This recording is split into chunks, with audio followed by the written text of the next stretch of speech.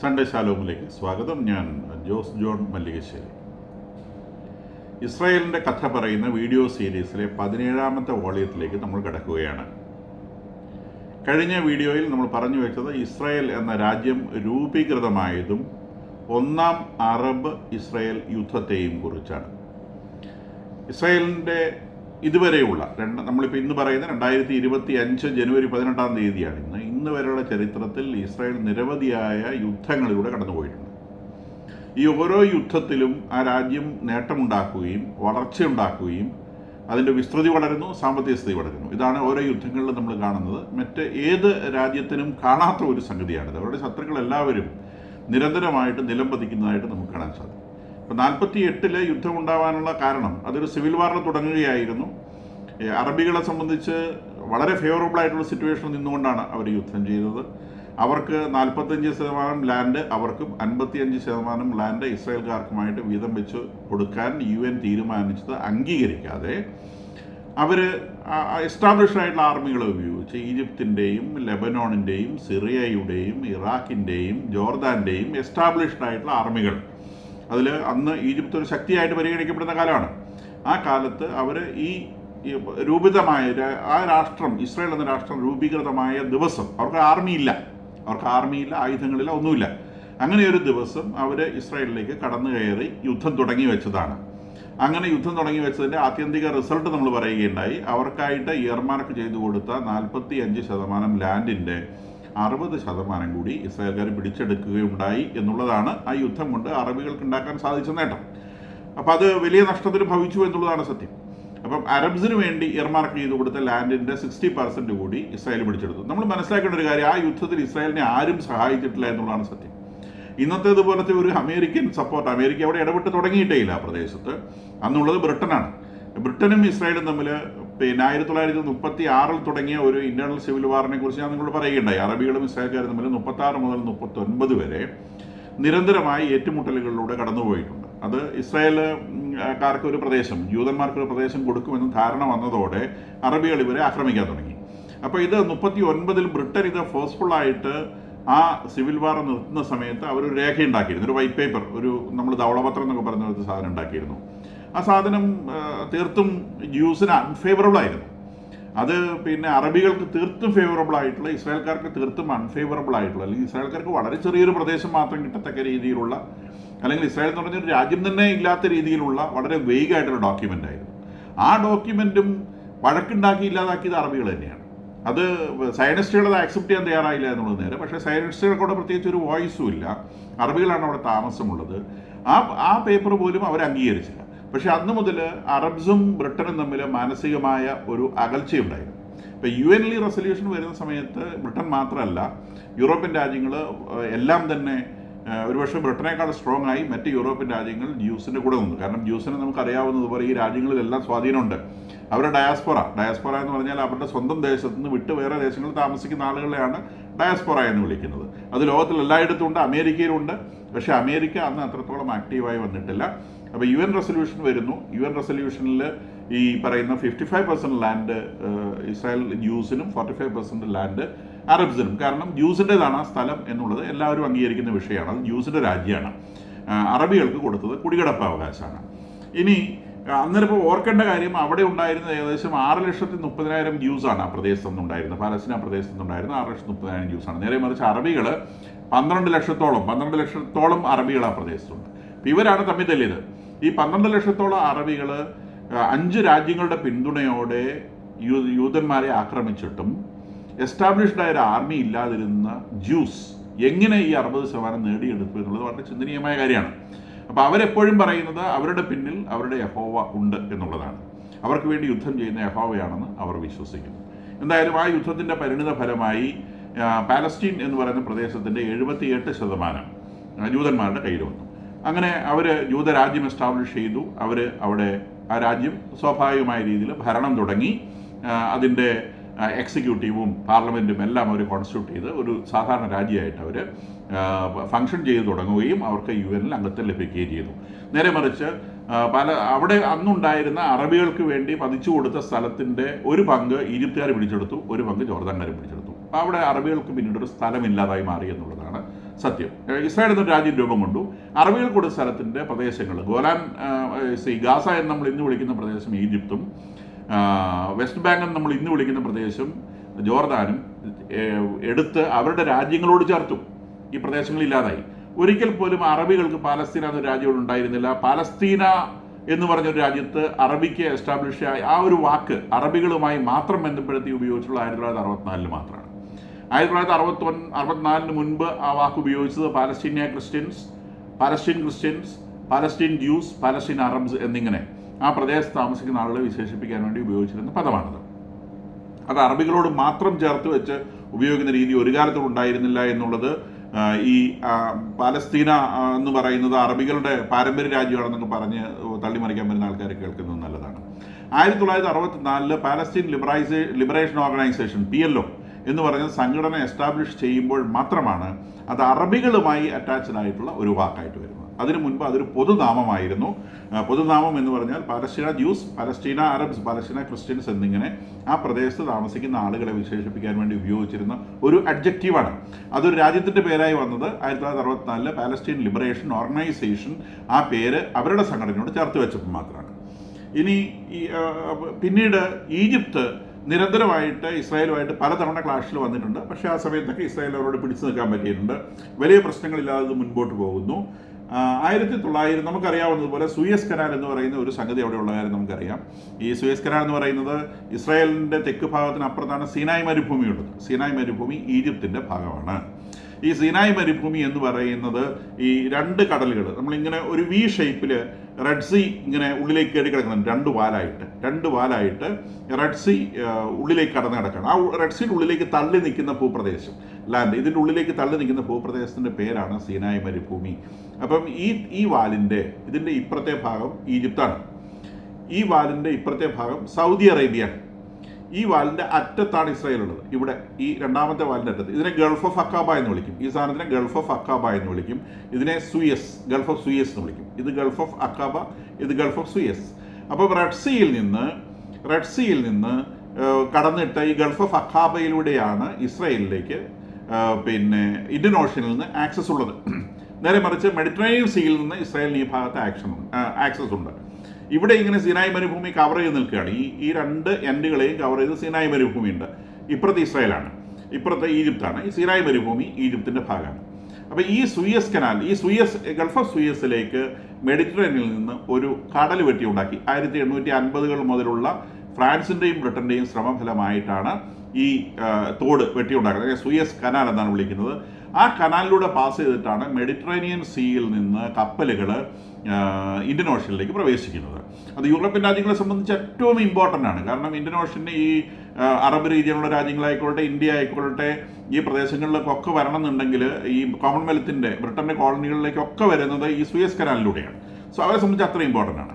1859 ഈ സൂയസ് കനാലിൻ്റെ പണി കഴിയുന്നത്. 1859 ഫ്രഞ്ച് കമ്പനിയാണ് ഈ സൂയസ് കനാലിൻ്റെ ഓണേഴ്സായിട്ട്, ഉടമസ്ഥരായിട്ട് വന്നിട്ടുള്ളത്. ആ ഫ്രഞ്ച് കമ്പനിയിൽ 50% ഷെയർ ഫ്രാൻസിനും 50% ഷെയർ ഈജിപ്തിനുമായിരുന്നു ഉണ്ടായിരുന്നത്. അത് പിന്നീട് ഒരു 10 വർഷത്തിനുള്ളിൽ ഈജിപ്തുകാർക്ക് ദാരിദ്ര്യമായതുകൊണ്ട് അത് ബ്രിട്ടന് വിറ്റു. അങ്ങനെ ആ കമ്പനിയുടെ 50% ഷെയർ ഫ്രാൻസിനും 50% ഷെയർ ബ്രിട്ടനുമായി തീർന്നു. ഇത് 1869 കാര്യമാണ് പറയുന്നത്. അത് കഴിഞ്ഞ് ഈ ഇസ്രായേൽ രാജ്യമൊക്കെ രൂപീകരിച്ചു. ഈജിപ്തിനെ സംബന്ധിച്ച് ഈ 48 യുദ്ധത്തിൻ്റെ പരാജയം വലിയ കയ്പായിട്ട് കിടക്കുന്നുണ്ട്. അപ്പോൾ ഒരു നിരന്തരമായിട്ട് ഇസ്രായേലിനോട് ചൊറിയുന്നുണ്ട്. അപ്പോൾ ഇതിൻ്റെ ഭാഗമായിട്ട് ഈ ഇസ്രായേൽ ഗൾഫ് ഓഫ് അക്കാബയിലേക്ക് ഗൾഫ് ഓഫ് അക്കാബയിലൂടെ കടന്നു വന്നാൽ ഈ ഗൾഫ് ഓഫ് അക്കാബയുടെ അറ്റത്താണ് ഇസ്രായേൽ ഉള്ളത്. അപ്പോൾ ഇന്ത്യൻ ഓഷ്യനിൽ നിന്നുള്ള ആക്സസ് ഈ ഗൾഫ് ഓഫ് അക്കാബയിലൂടെയാണ്. ഗൾഫ് ഓഫ് അക്കാബ എന്ന് പറയുന്നത് റെഡ് സീയിൽ നിന്ന് ഈ ഗൾഫ് ഓഫ് അക്കാബയിലേക്ക് കടക്കുന്ന റെഡ് സീയിൽ നിന്ന് ഇസ്രായേൽ വരെ നീണ്ടു കിടക്കുന്ന ഒരു കടലിൻ്റെ വാലിനെയാണ്, ഉൾക്കടലിനെയാണ് ഗൾഫ് ഓഫ് അക്കാബ എന്ന് വിളിക്കുന്നത്. അതിലേക്ക് കടക്കുന്ന ഒരു ഡോറുണ്ട്. ആ ഡോറിൻ്റെ പേര് സ്ട്രൈറ്റ് ഓഫ് ടിറാൻ എന്നാണ്. Straight of Tiran. അപ്പോൾ ഈ സ്ട്രൈറ്റ് ഓഫ് ടിറാനിലൂടെ കടന്നിട്ടാണ് ഈ ഗൾഫ് ഓഫ് അക്കാബയിലൂടെ ഇന്ത്യൻ ഓഷ്യനിൽ നിന്ന് ഇസ്രായേലിലേക്ക് എത്താൻ സാധിക്കുക. അതിൻ്റെ ഈ ഭാഗത്ത് സൗദി അറേബ്യയാണ്, ഇത് സീനായ് മരുഭൂമിയാണ്, ഇവിടെ ഈജിപ്താണ്. അപ്പോൾ ഈജിപ്ത് 1956 ഈ സ്ട്രൈറ്റ് അങ്ങോട്ട് അടച്ചു. ഇതിൽ ഇസ്രായേലിന് കടക്കാൻ പറ്റില്ല എന്ന് പറഞ്ഞു. അതുപോലെ ഇതിലെ ഗൾഫ് ഓഫ് സൂയസ് ഉണ്ട്, ഇതിൻ്റെ ഇപ്പുറത്ത് സൂയസ് കനാലിലൂടെ മെഡിറ്ററേനിയനിൽ വരാം. മെഡിറ്ററേനിയനിൽ വന്നാലും ഇസ്രായേലിലേക്ക് എത്താൻ പറ്റും. അപ്പോൾ ആ സൂയസ് കനാലും ഇസ്രായേലിനോട് ഉപയോഗിക്കാൻ പറ്റില്ല എന്ന് പറഞ്ഞു. ഒന്നാമത്തെ കാര്യം. 1956 ഈജിപ്ഷ്യൻ പ്രസിഡന്റ് നാസർ ഈ സൂയസ് കനാൽ നാഷണലൈസ് ചെയ്തു. സൂയസ് കനാലിൽ ഇനി ബ്രിട്ടനും ഫ്രാൻസിനും കാര്യങ്ങളൊന്നുമില്ല. അതിൻ്റെ ഷെയർ ഹോൾഡേഴ്സിൻ്റെ പണം എത്രയാണോ അത് ഈജിപ്ത് തരും. പക്ഷേ ഇനി മുതൽ ഈജിപ്തിൻ്റെതാണ് ഈ കനാൽ എന്ന് പ്രഖ്യാപിച്ചു. 1956 സംഭവിക്കുന്നത്. അപ്പോൾ 1856 മുതൽ 100 വർഷത്തെ കഥയാണ് ഈ പറയുന്നത്. 56 ഇദ്ദേഹം നാസർ നാഷണലൈസ് ചെയ്തു ഈ കനാൽ നാഷണലൈസ് കഴിഞ്ഞപ്പോൾ സ്വാഭാവികമായിട്ടും ബ്രിട്ടനും ഫ്രാൻസുമായിരുന്നു അതിൻ്റെ ഉടമസ്ഥർ മീൻസ് പ്രൈവറ്റ് കമ്പനിയാണ്, പക്ഷേ ബ്രിട്ടൻ ആൻഡ് ഫ്രാൻസ് ഷെയർ ഹോൾഡേഴ്സാണ്. അപ്പോൾ ബ്രിട്ടനും ഫ്രാൻസും ഔദ്യോഗികമായിട്ട് ഈ ഈജിപ്തിനോട് യുദ്ധം പ്രഖ്യാപിച്ചു. ഇസ്രായേലും ആ കൂടെ കൂടി. കാരണം ഇസ്രായേൽ ഇല്ലാതെ ആ ഭാഗത്ത് അവർക്ക് യുദ്ധം ചെയ്യാൻ പറ്റില്ല. അപ്പോൾ ഇസ്രായേലിനെ സംബന്ധിച്ച് ഇസ്രായേലിന് കടലിലേക്കുള്ള മുഴുവൻ ആക്സസും ഈജിപ്ത് നേരത്തെ മുതലേ പല പ്രാവശ്യം പ്രശ്നങ്ങൾ ഉണ്ടാക്കുന്നുണ്ട്, എങ്കിൽ പോലും ഇപ്പോൾ പൂർണ്ണമായിട്ട് അവർ നിരോധിച്ചു. അപ്പോൾ ഈ യുദ്ധം വരികയും അങ്ങനെ ബ്രിട്ടനും ഫ്രാൻസും ഇസ്രായേലും ചേർന്ന് ഈജിപ്തിനെ തോൽപ്പിച്ചോടിക്കുകയും ചെയ്തു. തോൽപ്പിച്ചോടിച്ച് ഏകദേശം ഈജിപ്തിനെ കീഴടക്കി ഇൻവേഡ് ചെയ്യും എന്നൊരവസ്ഥ വന്നു. ഇസ്രായേൽ ഈ ഗാസയിലൂടെ കയറി സീന മുഴുവൻ പിടിച്ചെടുത്ത് കെയ്റോയുടെ അടുത്ത് വരെ എത്തി. ബ്രിട്ടൻ്റെയും ഫ്രാൻസിൻ്റെയും ആർമികൾ ഈജിപ്തിനെ ആക്രമിച്ചു. അപ്പോൾ ഈ ഒരു സാഹചര്യം വന്നപ്പോഴേക്കും അമേരിക്ക ശക്തമായി ഇടപെട്ട് ഈ യുദ്ധം നിർത്തണം എന്ന് പറഞ്ഞു. അപ്പോൾ ലോകം മുഴുവൻ ബ്രിട്ടനെതിരായി. കാരണം ബ്രിട്ടൻ്റെ കോളനികളും എല്ലാം വന്ന് ഒരു കൊളനൈസേഷൻ രാജ്യമായിട്ട് ബ്രിട്ടൻ കുറച്ച് വിഷമിച്ച് നിൽക്കുന്ന ഒരു കാര്യമാണ്. സെക്കൻഡ് വേൾഡ് വാർ കഴിഞ്ഞു. സെക്കൻഡ് വേൾഡ് വാർ കഴിഞ്ഞെങ്കിലും ബ്രിട്ടൻ്റെ പ്രാധാന്യം ഒട്ടും കുറഞ്ഞിട്ടുണ്ടായിരുന്നില്ല. അമേരിക്കയും USSR ഒന്നും ഇന്നത്തെ പോലെ ലോകശക്തികളായിട്ട് എല്ലാവരും ആക്സെപ്റ്റ് ചെയ്തിട്ടില്ല. അന്നും ലോകത്തിൽ ഏറ്റവും വലിയ ശക്തിയായിട്ട് കരുതപ്പെട്ടിരുന്നത് ബ്രിട്ടനാണ്. പക്ഷേ ഐസനവറാണ് അമേരിക്ക ഭരിക്കുന്നത്. അമേരിക്ക ഇടപെട്ട് യുദ്ധം നിർത്താൻ ബ്രിട്ടന് മേലെ അതിശക്തമായ പ്രഷർ അപ്ലൈ ചെയ്തു. സോവിയറ്റ് യൂണിയനും പ്രഷർ അപ്ലൈ ചെയ്തു. UN റെസൊല്യൂഷൻ പാസ് ചെയ്തു. അതിൽ നമ്മുടെ നെഹ്റുവിനൊക്കെ വലിയ റോളുണ്ട്. ഈ യുദ്ധം നിർത്തണമെന്നും ഈജിപ്തിൻ്റെ നാഷണലൈസേഷൻ, ഈ സൂയസ് കനാൽ നാഷണലൈസേഷൻ അംഗീകരിക്കണമെന്നും ബ്രിട്ടൻ്റെയും ഫ്രാൻസിൻ്റെയും മേൽ അതിശക്തമായ പ്രഷർ വന്നു. ആ പ്രഷർ ഏറ്റവും കൂടുതൽ ചെലുത്തിയത് അമേരിക്കയാണ്. അപ്പോൾ അമേരിക്ക പ്രഷർ ചെലുത്താനുള്ള കാരണമായി പറയുന്നത് ഈജിപ്തിൽ USSR ഇടപെടും എന്ന് USSR ഔദ്യോഗികമായിട്ട് പ്രഖ്യാപിച്ചു. അങ്ങനെ USSRൻ്റെ ആർമിയെ കൊണ്ടുവന്ന് ഈജിപ്തിൽ നിന്ന് യുദ്ധം ചെയ്യിക്കുമെന്ന് USSR പ്രഖ്യാപിച്ചു. അപ്പോൾ അങ്ങനെ USSR ആർമിയെ കൊണ്ടുവന്ന് യുദ്ധം ചെയ്യിച്ചാൽ സ്വാഭാവികമായും നാറ്റോ എന്ന് പറഞ്ഞ സഖ്യം ഇവിടെ ഉണ്ട്. നാറ്റോ സഖ്യത്തിൽ അമേരിക്ക ഒരു അംഗമാണ്. അപ്പോൾ സ്വാഭാവികമായിട്ടും അമേരിക്കയ്ക്ക് റഷ്യയുമായിട്ട് യുദ്ധം ചെയ്യേണ്ടി വരും. അമേരിക്കയും റഷ്യയും തമ്മിൽ യുദ്ധം എന്ന് പറഞ്ഞാൽ തേർഡ് വേൾഡ് വാറാണ്. അപ്പോൾ സെക്കൻഡ് വേൾഡ് വാർ കഴിഞ്ഞ് ഒരു തേർഡ് വേൾഡ് വാറിനുള്ള കളമൊരുങ്ങി എന്ന് മനസ്സിലായതുകൊണ്ടാണ് അമേരിക്ക അതിശക്തമായിട്ട് ഈ യുദ്ധത്തിൽ നിന്ന് പിന്മാറണമെന്ന് ബ്രിട്ടനോട് പറഞ്ഞു. അങ്ങനെ ബ്രിട്ടന് വാസ്തവത്തിൽ നാണം കെട്ട് തന്നെയാണ് ആ യുദ്ധത്തിൽ നിന്ന് പിൻവാങ്ങേണ്ടി വന്നത്. ഈജിപ്തിൻ്റെ നാഷണലൈസേഷൻ ബ്രിട്ടൻ അംഗീകരിക്കേണ്ടി വന്നു, ഫ്രാൻസും അംഗീകരിക്കേണ്ടി വന്നു. അവർക്ക് അവിടെ ഉണ്ടായിരുന്ന ഷെയർസിൻ്റെ പ്രൈസ് കൊടുക്കാമെന്ന് ഈജിപ്ത് സമ്മതിച്ചു. വാസ്തവത്തിൽ ഇവിടെ സാമ്പത്തിക നഷ്ടമല്ല വന്നത്. ബ്രിട്ടൻ്റെ ലോക പോലീസ് എന്നുള്ള പദവി അവിടെ നിന്ന് എടുത്തു മാറ്റി ആ ലോക പോലീസിൻ്റെ പദവി അമേരിക്കയിലേക്കും USSRലേക്കും ഷിഫ്റ്റ് ചെയ്യുന്നതാണ് പിന്നീട് കണ്ടത്. ഇത് ലോകത്തിൻ്റെ ചരിത്രത്തിലൊരു കുഞ്ഞു യുദ്ധമാണ്. പക്ഷേ ലോക ചരിത്രത്തിൽ ഏറ്റവും വലിയ മാറ്റിമറിക്കലുകൾ വരുത്തിയുള്ള യുദ്ധങ്ങളിൽ ഒരെണ്ണമാണിത്. കാരണം അതോടെയാണ് ബ്രിട്ടൻ ലോകത്തിൽ അൺഇമ്പോർട്ടൻ്റായി മാറിയത്. അതുവരെ ബ്രിട്ടൻ ആയിരുന്നു നമ്പർ 1. ഇപ്പം ബ്രിട്ടൻ മാറി. ഏറ്റവും ഇമ്പോർട്ടൻ്റ് ആയിട്ട് US വന്നു. US-ഉം റഷ്യയും തമ്മിലുള്ള ആര് വലുത് എന്നുള്ള ചോദ്യവും അവിടെ വന്നു. അത് കഴിഞ്ഞ് ഈ ഒരു യുദ്ധത്തിൽ ജയിച്ചതിൻ്റെ അഹങ്കാരത്തിലാണ് USSR ഹംഗറിയിൽ കടക്കുന്നതും അതിൻ്റെ ഭാഗമായിട്ടാണ് പിന്നീട് കോൾഡ് വാർ എന്ന് പറഞ്ഞ സാധനം സ്റ്റാർട്ട് ചെയ്യുന്നത്. കോൾഡ് വാർ ലോക ചരിത്രത്തെ 10-30 കൊല്ലം 1990 വരെ നിയന്ത്രിച്ചിരുന്ന കാര്യമാണ്. നമുക്ക് റഷ്യ പൊളിയുന്നത് വരെ ലോകത്തിലെ ഏറ്റവും പ്രധാനപ്പെട്ട ഇഷ്യൂ എന്ന് പറയുന്നത് ഈ അമേരിക്കയും റഷ്യയും തമ്മിലുള്ള കോൾഡ് വാർ ആയിരുന്നു. അപ്പോൾ അതങ്ങനെ നിൽക്കട്ടെ, അത് ഇൻ്റർനാഷണൽ പൊളിറ്റിക്സ് ആണ്. നമുക്ക് ഇസ്രായേലിലേക്ക് തിരിച്ചു വരാം. ഇസ്രായേൽ ഈ സമയത്ത് ഞാൻ പറഞ്ഞു ഗാസ പിടിച്ചു, സീനായ് മരുഭൂമി പിടിച്ചു, അങ്ങനെ ഈജിപ്തിനടുത്ത് വരെ. അപ്പോൾ ഇസ്രായേലിന് വലിയ പ്ലാനുകളായിരുന്നു. കാരണം ഇസ്രായേൽ 48 യുദ്ധത്തിലെ ആ ഒരു ഹരത്തിലായിരുന്നു. ആ കൂട്ടത്തിൽ ഈ ഒരു യുദ്ധത്തിലും വലിയ നേട്ടം ഉണ്ടാക്കാൻ സാധിച്ചതോടെ ബെൻ ഗൂരിയോൺ അന്നത്തെ പ്രധാനമന്ത്രി അദ്ദേഹത്തിൻ്റെ ചില പ്രസംഗങ്ങളിൽ അദ്ദേഹം ചില പ്ലാനുകൾ പ്രഖ്യാപിച്ചിരുന്നു. ആ പ്ലാനുകളിൽ ഒരെണ്ണം ഈ ഈജിപ്തിൽ നിന്ന് പിടിച്ചെടുത്ത് സീനായ് മരുഭൂമിയും ഗാസയും ഇസ്രായേലിനോട് ചേർക്കുമെന്നും അതുപോലെ ഉടനെ തന്നെ യുദ്ധം ചെയ്ത് ജോർദാനിലേക്ക് കടന്ന് ജോർദാൻ കീഴടക്കി ജോർദാൻ്റെ ഒരു ഭാഗം ഇസ്രായേൽ ഏറ്റെടുക്കുമെന്നും രണ്ടാമത്തെ ഭാഗം ഇറാഖിന് വിട്ടുകൊടുക്കുമെന്നും. ഇറാഖ് എന്ന് ഈജിപ്തിനെതിരെ നിന്നിരുന്ന രാജ്യമാണ്. ബ്രിട്ടൻ്റെ കൂടെ ഈജിപ്തിനെതിരെ നിന്ന രാജ്യമാണ് ഇറാഖ്. അപ്പം ഈ ജോർദാൻ എന്ന രാജ്യം ഇല്ലാതാക്കി അത് ഇസ്രായേലും ഇറാഖും വീതം വെച്ചെടുക്കുന്ന ഒരു പ്ലാൻ അദ്ദേഹം പറഞ്ഞു. ആ ഇറാഖിന് ലഭിക്കുന്ന ഭാഗത്തേക്ക് പാലസ്തീനികളെ മുഴുവൻ ഒഴിവാക്കാമെന്നും അദ്ദേഹത്തിന് പ്ലാനിൽ വന്നു. മൂന്നാമത് വേറൊരു പ്ലാൻ അദ്ദേഹം വിചാരിച്ചത് ലെബനോണിൻ്റെ പകുതി ലെബനോണിൽ നിന്ന് മോചിപ്പിച്ചെടുത്ത് അവിടെ ഒരു ക്രിസ്ത്യൻ രാജ്യം രൂപീകരിക്കണം എന്നൊരു പ്ലാനും ഇദ്ദേഹത്തിൻ്റെ പ്രസംഗങ്ങളിൽ വന്നു. അപ്പോൾ അദ്ദേഹത്തിൻ്റെ ആ പ്ലാനുകളും വാസ്തവത്തിൽ ലോക മനസാക്ഷിക്ക് യോജിക്കാൻ പറ്റുന്ന ഒരു കാര്യമായിരുന്നില്ല. ഇസ്രായേൽ ഇപ്പം അതിലേക്ക് തന്നെയാണ് പുരോഗമിച്ച് പോയിക്കൊണ്ടിരിക്കുന്നത്, അത് വേറെ കാര്യം.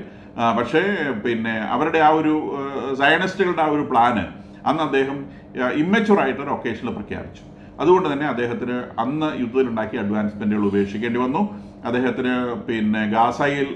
ഗാസയുടെ പുറത്തേക്ക്, അതായത് സീനായും ഗാസയും ഈജിപ്തിന് തന്നെ വിട്ടുകൊടുക്കേണ്ടി വന്നു. അദ്ദേഹത്തിന് തിരിച്ചു പോരേണ്ടി വന്നു.